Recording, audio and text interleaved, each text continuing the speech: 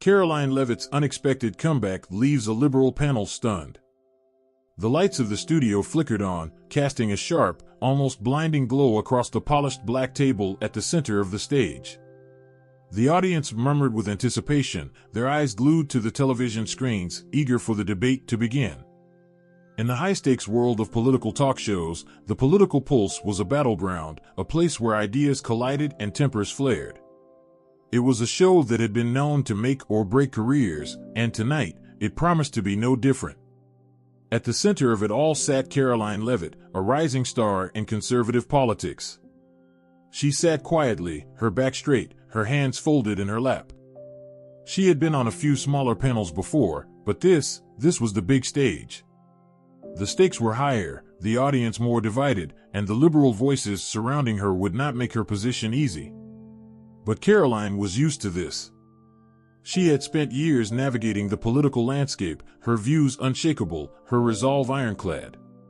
She knew tonight wouldn't be about playing nice, it would be about standing her ground, about showing that her ideas had a place in the conversation. The camera cut to the host, a well-known liberal journalist with a sharp tongue and an even sharper wit. He smiled into the camera, his face exuding confidence as he addressed the audience. Good evening, ladies and gentlemen, and welcome to the Political Pulse, where we dive deep into the heart of American politics. Tonight, we've got a special show. On one side, we have a group of experts, progressive thinkers who are pushing for change in ways we never thought possible. And on the other side, well, we have Karoline Leavitt. The host's voice was laced with a subtle amusement, as if he expected her presence to be nothing more than a formality. He had made his position clear. This would be a panel of experts discussing the future, and Karoline's conservative views were, in his eyes, outdated, even quaint. Karoline's name was met with a ripple of quiet murmurs from the audience. Some faces in the crowd showed curiosity, while others were already rolling their eyes, prepared for her to be the token conservative voice in the room. As the camera zoomed in on her face, the air grew tense. Karoline didn't seem bothered by the attention or the lack of applause. She was used to it. Instead, she simply smiled politely and nodded, her presence calm but commanding. The host turned toward the rest of the panel, each of them wearing expressions that ranged from smug indifference to open disdain. Now, let's meet our panelists. First, we have Dr. Emily Lawrence, a professor of political science and a vocal supporter of progressive policies. Her work has focused on climate change, social justice, and economic reform. Dr. Emily Lawrence, mid-40s, sharp in appearance and sharper in her arguments, gave a small nod to the camera as her name flashed across the screen. Her reputation was well known, and her liberal stances were as firm as they came. Next, we have Malik Green, an award-winning journalist who's never been shy about his progressive opinions. He's a strong advocate for wealth redistribution and systemic reform. Malik Green leaned back in his chair, his arms crossed as he stared into the camera. His cool demeanor matched his unwavering conviction in liberal policies, making him a formidable opponent in any debate. And finally, joining us tonight is Maya Collins, an activist known for her outspoken views on social issues, particularly in the areas of racial equality and LGBTQ+ rights. Maya Collins gave the camera a nod of approval. Her reputation was that of a fearless speaker, someone who didn't back down from a fight. It was clear from the way she glanced at Karoline that she wasn't expecting much from the conservative side tonight. The camera shifted back to Karoline, who sat silently, her face unreadable. She could feel the judgment of the panelists already pressing down on her, but she refused to flinch. It was almost too predictable. They assumed they would speak over her, laugh her off, and continue the show as though she didn't belong. But that was the mistake they always made. Karoline Leavitt didn't back down. And tonight, she would make sure they knew it. Well, Karoline, the host said, his voice oozing with a mixture of amusement and challenge, I'm sure you have plenty to say. Let's jump right into it. Do you believe that America is better off sticking to the same old ideas, or is it time for real change? The question was loaded. The panelists smirked, anticipating her response, ready to pick her argument apart. They expected her to stutter, to fail to provide the kind of nuanced, forward-thinking answer they had prepared for. After all, how could a conservative in 2025 possibly argue for a traditional, old-fashioned America? Karoline leaned forward slightly, her eyes glinting with quiet confidence. The host had just made the first mistake of the evening. He had underestimated her. The debate was about to begin. The room was thick with tension. The camera zoomed in on Karoline's face, her expression calm but sharp, as the host's question hung in the air like a challenge. The liberal panelists exchanged knowing glances, their smug expressions betraying the anticipation of a predictable response. It was clear they believed Karoline would stumble, caught in the web of their ideologies. The host, sensing his moment, turned slightly toward the panelists, nodding with a slight, almost condescending smile. "Well, Karoline?" The host prodded. "What's your take? Are we stuck in the past, or are we embracing the future?" The eyes of the liberal panelists narrowed. Dr. Emily Lawrence adjusted her glasses, preparing for her expected retort. Malik Green leaned back in his chair, already prepared to dismantle any argument she would present. Maya Collins, whose face had been locked in a polite but skeptical smile, waited, eager to hear what the conservative would say. For a moment, Karoline didn't respond. The silence in the room grew heavier, and the camera lingered on her. The audience, both in the studio and at home, held its breath, wondering how she would navigate this moment. And then, without warning, Karoline spoke. "It's not about being stuck in the past," she said, her voice calm but clear. "It's about holding on to the values that have made this country great. It's about the freedom of speech, the right to pursue happiness, and the belief that hard work still pays off. That's not outdated, that's foundational." There was a pause, a shift in the energy of the room.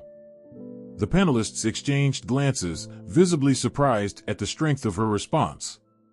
Maya Collins scoffed under her breath, but Malik Green sat up straighter, his eyes narrowing with the kind of interest reserved for a challenge. Dr. Lawrence was the first to react. "Oh, please," she said with a dismissive laugh. "You can't seriously be suggesting that clinging to the past will solve anything. The world is changing, Karoline. Climate change, economic inequality, social justice, all of these are realities that cannot be ignored. You're advocating for a world that no longer exists." Karoline's gaze didn't waver. "I'm not advocating for a return to the past, Dr. Lawrence. I'm advocating for a future where we don't forget the lessons of our history. A future where we balance progress with the preservation of what works. We can adapt, we can grow, but we can't throw everything out the window just because it's uncomfortable." The panelists shifted uncomfortably in their seats. Karoline had set the tone for the debate. She wasn't playing into their hands. She wasn't going to be easily dismissed. Malik Green, leaning forward with renewed interest, interjected.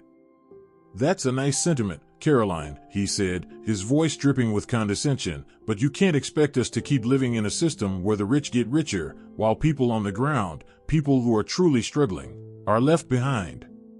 You talk about values, but the reality is, your values have only worked for the privileged few." Karoline met his gaze squarely. "And yet, Malik, I believe those values can lift anyone up, no matter their background. Hard work, perseverance, and opportunity, that's what's made this country a beacon of hope for millions. You want to rewrite the system, but history shows us that systems built on fairness and personal responsibility are the ones that last." Dr. Lawrence scoffed, her patience thinning. "And what about those who have been marginalized, Karoline? You can't ignore the injustices that have plagued this country for centuries. Your vision is idealistic, but it's not practical." Karoline's jaw tightened slightly. "I don't ignore injustice, Dr. Lawrence. But I believe in solutions that empower people to change their own circumstances. You can't solve inequality by creating more division. You solve it by offering equal opportunities, by holding people accountable, and by ensuring that the government doesn't continue to create dependency."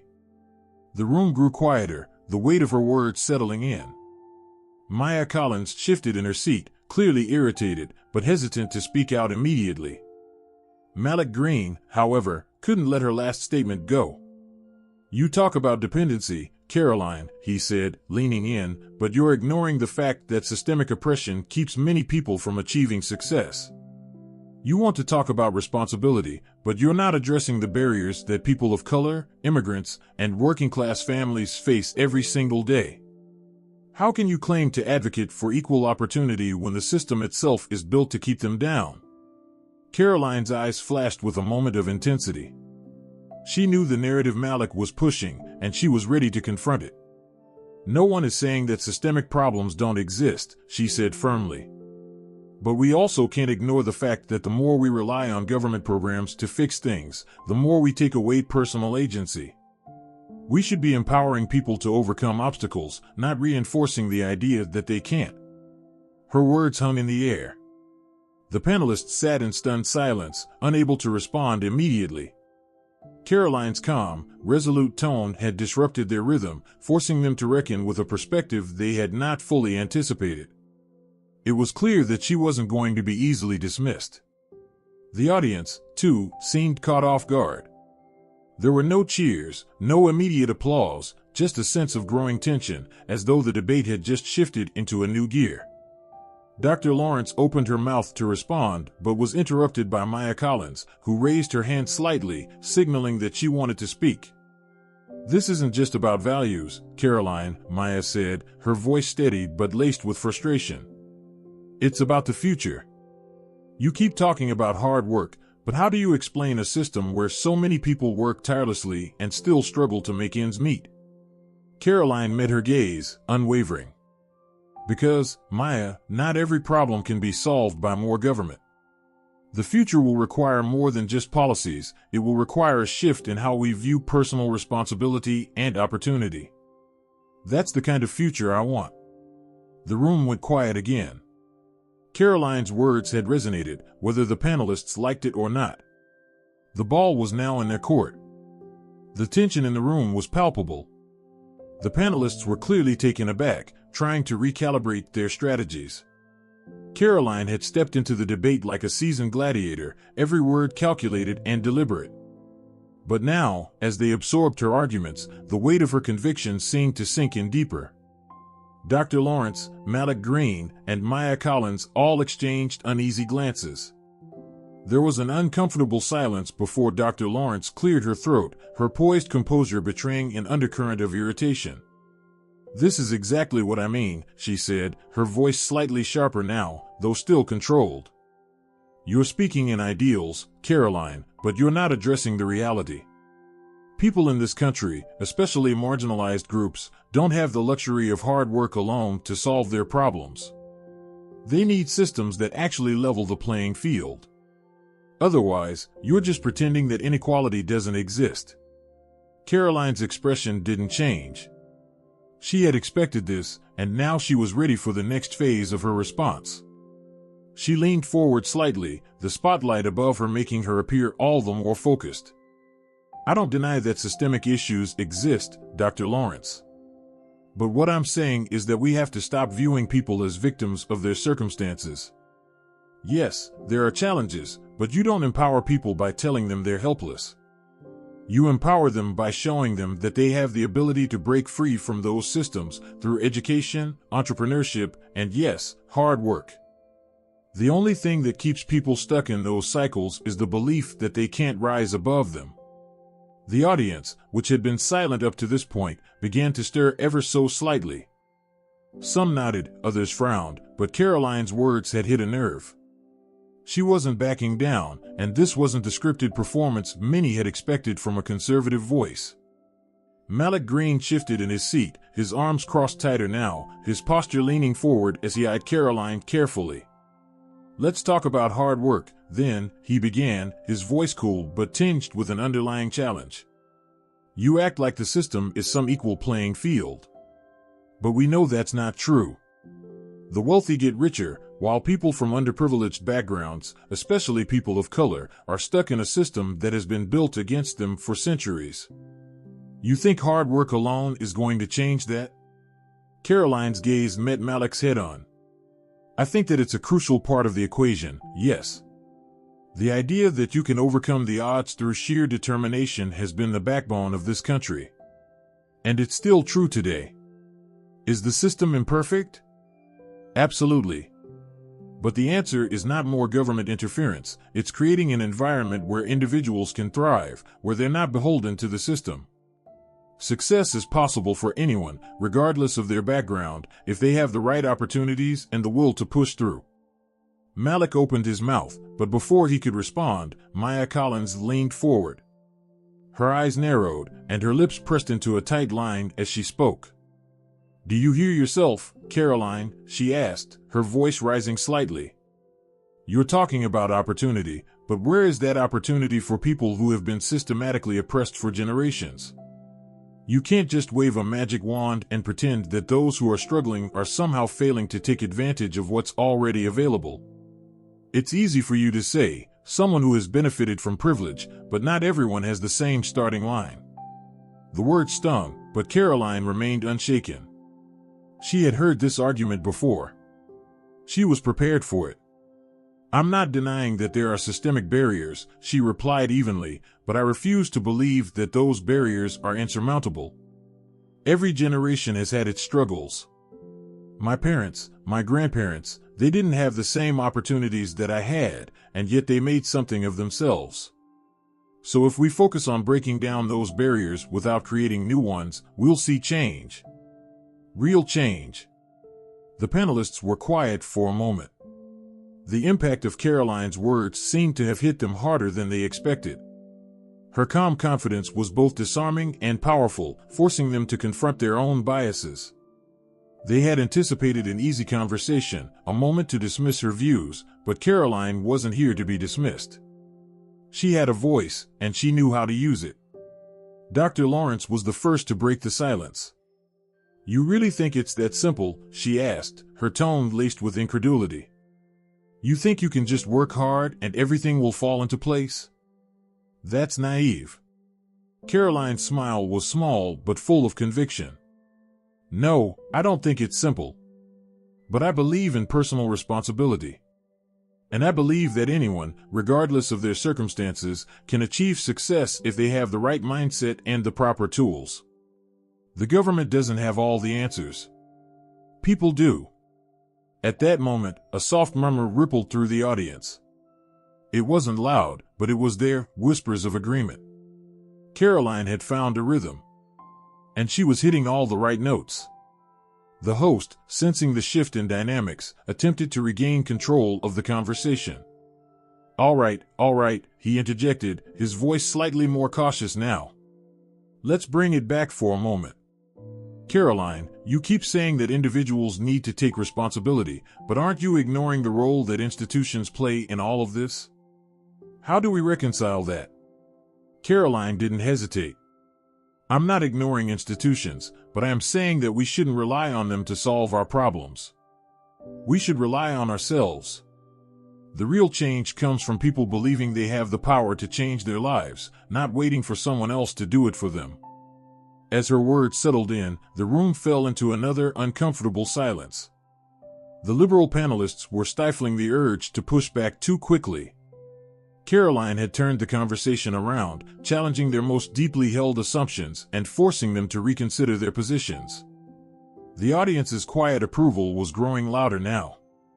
It was clear that Karoline had made an impact. The ball was in their court, and they were starting to realize that this wasn't going to be as easy as they had hoped. And then, just when it seemed like Karoline might have the upper hand, Malik Green finally spoke again, his voice low but intense. "You really think the system can be fixed that easily?" he asked, his eyes narrowing. "You're standing there saying it's all about personal responsibility, but what about the fact that people don't even have access to the same resources to start with? That's not a level playing field, Karoline." Karoline's gaze didn't falter. "I'm saying we need to level the playing field, Malik. But we don't do it by tearing the whole thing down.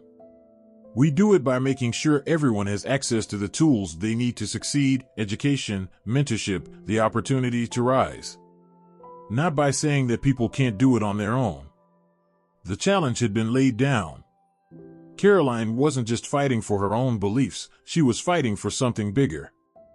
And the panel, for the first time that evening, wasn't so sure they were winning this one. The debate had reached a boiling point. The liberal panelists, once confident in their superiority, were now clearly flustered. They had underestimated Karoline from the beginning, assuming her conservative views were antiquated, easily dismissed. But now, as each of her responses cut through their arguments with precision, they found themselves struggling to maintain their composure. The calm, unwavering strength of Karoline Leavitt was undeniable. Dr. Emily Lawrence, usually poised and controlled, was beginning to show signs of frustration. She shifted in her seat, her fingers tapping nervously on the edge of the table as Karoline's words echoed in her mind. Her gaze hardened, and she leaned forward, preparing to strike back. "You talk about opportunity, Karoline," Dr. Lawrence said, her voice sharp and measured. "But let's be honest here, opportunity doesn't look the same for everyone. Not when entire communities are left behind. Not when people are denied access to basic needs, like healthcare, education, and even safety. How can you claim that the system works for everyone when there are so many that it fails?" Karoline didn't flinch, her gaze unwavering. She had expected this line of attack. The liberal agenda, as always, would try to paint her as someone who didn't care about the struggles of the disadvantaged, someone who was out of touch with the real problems people faced. But Karoline knew better than to take that bait. "The system isn't perfect," Karoline replied evenly, her voice calm but firm, "and I never said it was. But I do believe it's still the best system we have. And it's a system that allows for change. It's a system that, despite its flaws, still gives people the freedom to change their circumstances. If we focus on fixing what's broken instead of dismantling it, we can create real solutions, solutions that help everyone, not just the privileged few." The words hung in the air like a challenge. The panelists exchanged uneasy glances. Malik Green spoke up, his voice laced with frustration. "You really think people can just pull themselves up by their bootstraps when they have no boots to begin with?" he shot back. "You think it's that simple? You think people who can't afford basic health care, who live in neighborhoods where opportunities don't exist, can just pull themselves up and succeed? Karoline, you're living in a fantasy." Karoline met his gaze head-on. "No, Malik," she said, her voice quieter but filled with resolve. "I don't think it's simple. But I think it's possible. The solution isn't to give up on people. It's to invest in them. To create an environment where hard work and opportunity aren't just empty words. Where every person, no matter their background, has the tools to succeed. That's the future I believe in." Maya Collins, who had been quietly listening, couldn't contain herself any longer. She had been quiet until now, but Karoline's repeated assertions about personal responsibility and opportunity were clearly gnawing at her. "You keep talking about empowerment, Karoline," Maya interjected, her voice laced with sarcasm. "But empowerment doesn't happen in a vacuum. You're talking about opportunity like it's just waiting to be seized, but for many, the system keeps pushing them down, telling them they're not enough.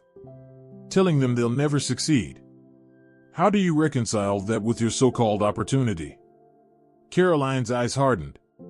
The truth was that Maya's words, while steeped in emotion, were flawed in their assumption that people were simply passive victims of their circumstances.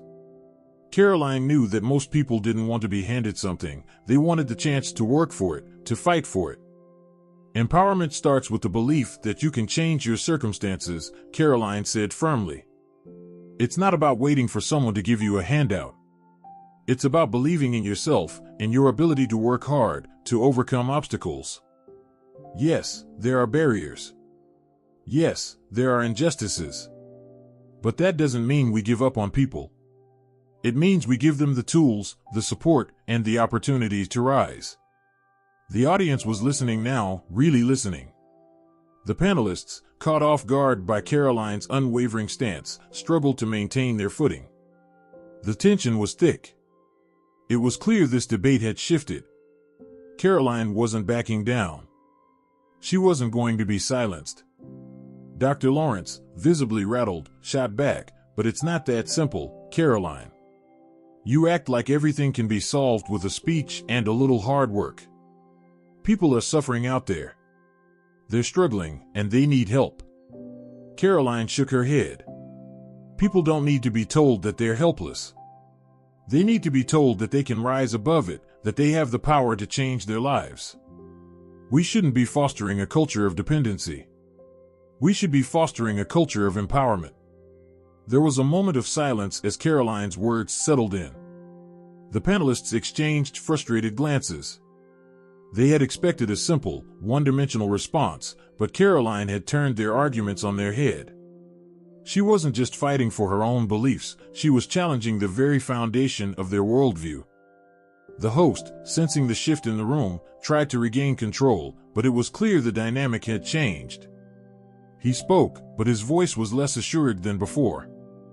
"All right, Karoline," he said, his tone less confrontational, but still trying to bring the conversation back to a more controlled direction. "But what about the larger systemic issues? What about climate change, the erosion of voting rights, the widening wealth gap? These are real issues that cannot be ignored." Karoline met his eyes with a steady gaze. Climate change, voting rights, wealth inequality, these are all issues that matter. But the solution doesn't lie in more government intervention. It lies in empowering individuals to take action. We can't wait for the government to fix everything. We need to create a culture of responsibility where people take ownership of their future. As her words resonated through the studio, it was clear that Karoline had found her footing. She was no longer just a token conservative voice on a panel of liberals, she was a force to be reckoned with. And she had made it clear that she would not be silenced. The audience, once divided, now seemed to lean in Karoline's favor. The panelists were still reeling, trying to gather their thoughts for a counterattack, but Karoline had already seized the moment. The stage had been set for a final showdown, and it was Karoline who was leading the charge. The room was silent, the weight of Karoline's words still hanging in the air. The panelists sat motionless for a brief moment, stunned by her unwavering composure and powerful arguments. Even the host seemed caught off guard, his usual confidence faltering as the studio lights flickered slightly, accentuating the intensity of the moment. Dr. Lawrence, who had been the most vocal of the panelists, was visibly unsettled. She had spent years cultivating an image as an intellectual heavyweight, yet Karoline's quiet yet forceful arguments had exposed a vulnerability she wasn't accustomed to. She cleared her throat, attempting to regain control of the conversation. "This isn't a debate about idealism, Karoline," Dr. Lawrence said, her voice now lacking the biting edge it had carried earlier. "This is about reality.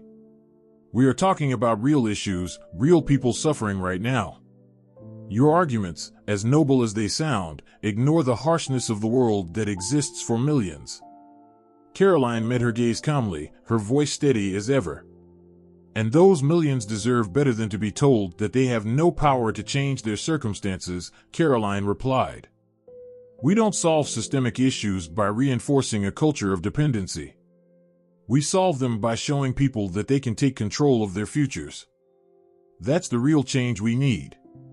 The studio's energy had shifted. There was no longer the certainty of liberal voices drowning out a lone conservative. Karoline wasn't just a talking point, she was the storm that had swept through the panel, and the reality of her logic was settling over everyone like a quiet reckoning. Malik Green had remained silent, his arms crossed tightly as he processed Karoline's words. His reputation as a sharp-tongued journalist had been called into question tonight. The confidence he had walked in with now seemed hollow, and the audience could sense it. Karoline had turned his narrative upside down. He finally spoke, his voice quieter now, but still laced with defiance.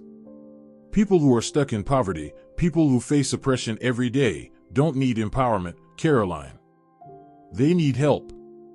They need policies that will change their lives. And they need to know that the system isn't rigged against them."